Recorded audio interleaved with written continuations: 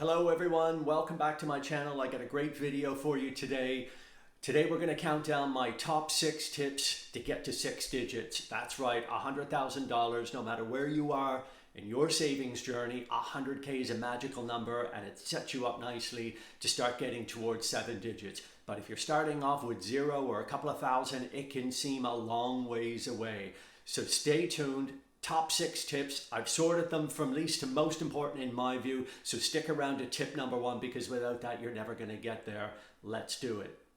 In case you're new to my channel, my name is Jeff. I'm really just starting up here with my YouTube journey. I've been working in the financial industry, the markets for 20 years now. I've gained a lot of knowledge over that time. I've done a lot of saving and investing myself over that period, and there's a lot that I've learned that I want to share with you. So if that is something you'd be interested in, you want to improve your financial situation, then subscribe to my channel. I'm going to be producing a lot more videos like this, and you're going to be able to learn from some of the mistakes that I made and some of the things that I wish I knew when I was just starting out. So hit that subscribe button and be ready for more videos like this that are coming along. I got a lot of great stuff in the pipeline. So, okay, tip number 6. You've got to get the best return that you can get for the risk that you're willing to take. So this is a really important point. At the end of the day, how much risk are you comfortable with? And you may not even know this if you're just starting out. Okay, a couple of things you want to consider. If this savings that you're looking to do to get to 100,000 is money that you think you're going to use in the next 5 years, then it probably shouldn't be in the stock market. If that's the case, you're just going to want to put it into a bank account, and you're going to be earning around 4 to 5% depending on, the rates, the interest rates that you can get. But at the moment, rates have come up a lot, so you will get paid between 4 and 5% and you won't have any risk. Okay, that's what I did. And it worked for me. But to be fair, in hindsight, if I could do it again, I probably would have gone into the stock market through index funds or an ETF like the S&P 500. Okay, but you've got to be sure that you're comfortable with that and the risk that you're willing to take. If you're thinking beyond 5 years, then in my view, you should really be looking at the equity market. But there's a couple of things you need to understand. Stock market goes up, stock market goes down.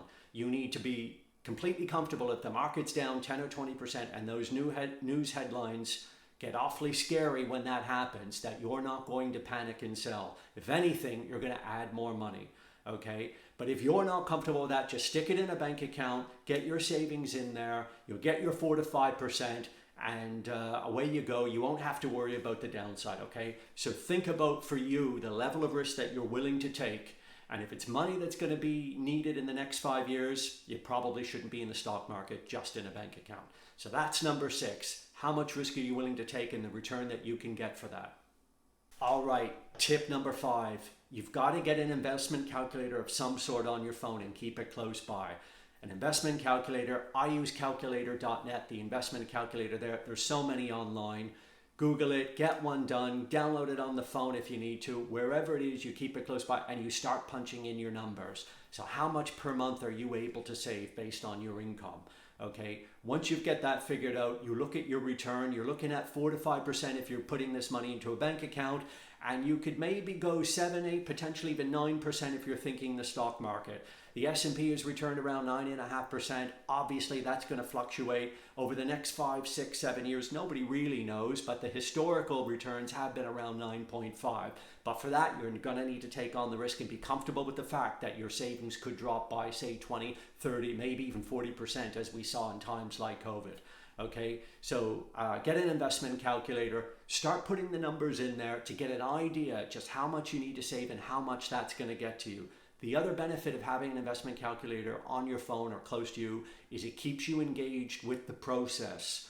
You've got a few minutes, you pull it up on your phone, you start looking at it. Okay, well, I'm saving $500 a month now, but what if I did 6? What if I did 7? Thinking of ways that you can get more money into it. And when you start running the numbers, it'll keep you connected to the process. Engage with the process and you'll see what you need to do to hit your goals. I found this very useful. I wish I had found it years ago when I first started out on my journey to 100K. But it's something you can do now, easy to do. Get the process going, get an investment calculator and start inputting your numbers in there and see what's going to work for you based on how much you can save. Okay, tip number 4, and this is a big one too. You need to think about any incentives you can find that's going to help you achieve your goal a little bit faster. What do I mean by that? Well, pension plans, for example, retirement accounts, things like a 401k in the US or a self-invested personal pension in the UK, your employer pension schemes. A lot of employers will match your savings up to a certain percent of your salary. If you're thinking more long-term for this savings, then that's something you should definitely look at because it's basically free money. And this is going to help you get to 100K a whole lot quicker. So 401k, self-invested personal pension. Some governments even have some tax-free savings account where they'll maybe give you some tax back to put money into the tax-free savings account. Anything you can find to help boost your savings. Maybe you're able to put in $200, $300, $400, but with some government incentives, employer matches, you're able to get that to $500 or $600. Use those. They are absolutely the best thing to do. And in my opinion, not enough people look at them and take enough advantage of them.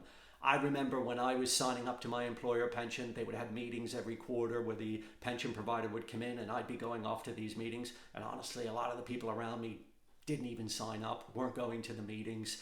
And I never really understood it because it was a very generous way, a very generous match by the company and an easy way to help boost your savings. So take a look. Does your employer offer a company match? Are you involved? Are you getting the most of it?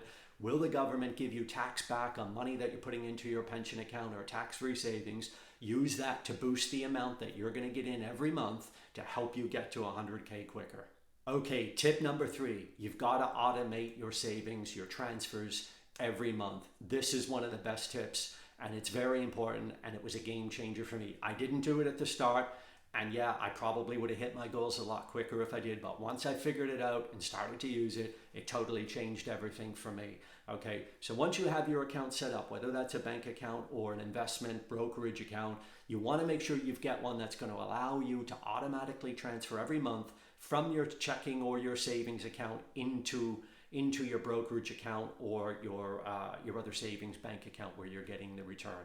Get those set up so you're getting the most that you can do every month, month in and month out. And then that way you don't need to worry about will you have spent that money by the end of the month and you've not got it into the account. It's going to happen first. You're basically saving first and then what's left over is you're spending money. And this will put your savings plan on autopilot, okay? If you're doing this and you're averaging into a brokerage account, which will then invest into the stock market, right? The other advantage to this is it actually reduces the risk. Why? Because you'll be buying more units when the market is down.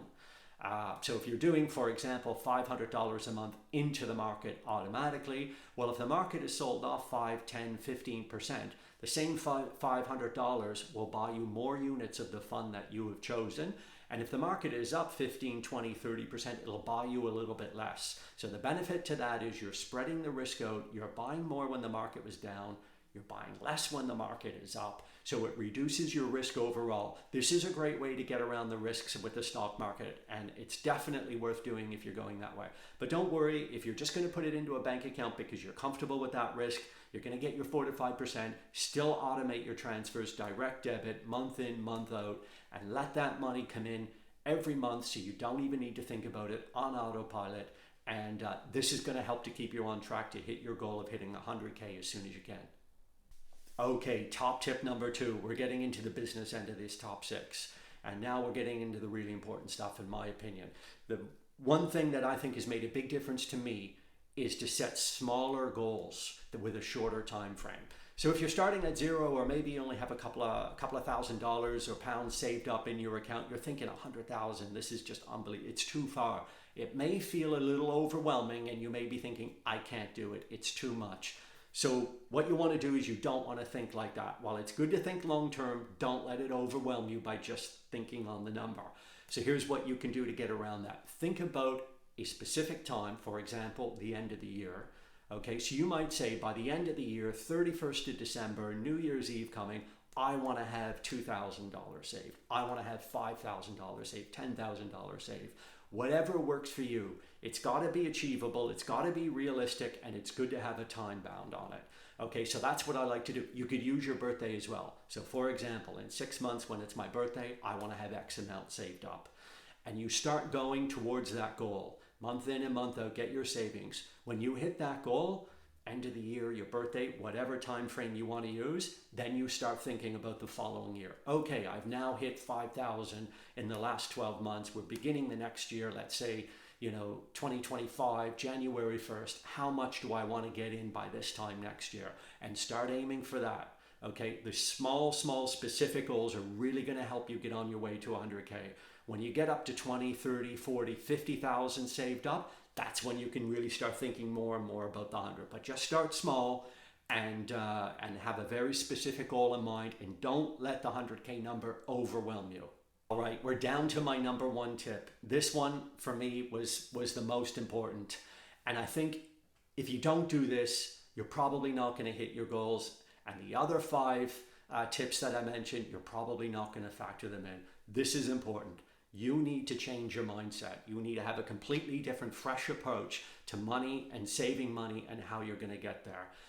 When I first started this, I read a book by Tony Robbins way back in the late 90s. And it said the secret to getting wealth and building wealth was to spend less than you earn and invest the difference. It's really that simple. You need to keep that with you. You need to repeat that. Spend less than you earn and invest the difference. That's the formula. Now it's up to you to figure out how much you're going to earn. Can you earn more? Can you increase it? Changing jobs. Can I get a pay rise? Can I get a side hustle? Is there anything else I can do to increase my earnings? And then you want to look at the other part of the equation, spending. Okay, you're going to need to be ruthless. You're going to need to live below your means. I do it. I've done it my entire life, living below my means. In fact, I would say I'm actually living more below my means now than I ever have done, and I'm earning more. But that's what you need to do. You need to think of the things that you can cut out of your life that you don't really need. Everyday coffees. I could probably count on 2 hands how many times I've actually bought a coffee in the morning for work, and on each of those times it was most likely because the coffee machine was down. That's one. It's a small thing, but this compounds day after day after day. When are you traveling? Are you buying your air tickets last minute, or are you buying them 6 months in advance? I know I buy it around 6 months in advance, potentially even more. Huge savings that you can get there. You've got to look at your life. You've got to look at where you're spending money, and you've got to start thinking about doing this a lot smarter. I can tell you, I work with a lot of high net worth individuals, clients of mine, and I can assure you these are people with 7, 8 digits in their accounts, and this is how they live their lives day to day. So you need to think about this, reducing your spending, increasing your earnings as much as possible, and then the difference between those two, you need to get investing it. It's as simple as that. Spend less than you earn, invest the difference, and you'll be on your way to 100K. Okay, so those are my top 6 tips to getting to 100K. 100K is a great figure. It's nice and round, it's 6 digits, and like I said, it sets you up on your way to $1 million because of compound returns and compound interest. 100K, one of my idols, Charlie Munger, who was vice chair and partner with Warren Buffett and Berkshire Hathaway's, a couple of the greatest investors of all time. So much advice and wisdom. I encourage you to look at any of their videos, any of the information you can get. But he said it best, quote, 100K is a bitch, but you gotta do it. And end quote. And that's completely spot on.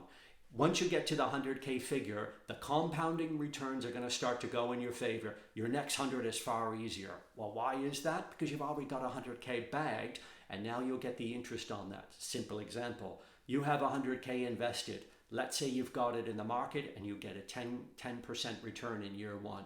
Now you've got 110K.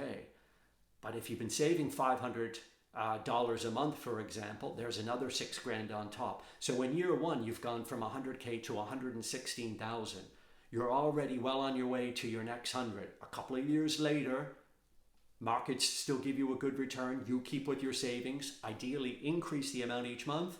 You'll be up to 200 a lot quicker. Then things just start to snowball and it gets easier. But think about what Charlie Munger said. It is a bitch, but you've got to do it. And you've got to start now, and trust me, it'll get a lot easier when you break the 100K figure, and you'll be very happy that you did this in the long term. When you look back in 10, 20, 30 years, that you watched this video, that you put it into action, and you went after 100K. So good luck to it. I hope you enjoyed the video. If you did, if you found it useful, hit the subscribe button, give me a like.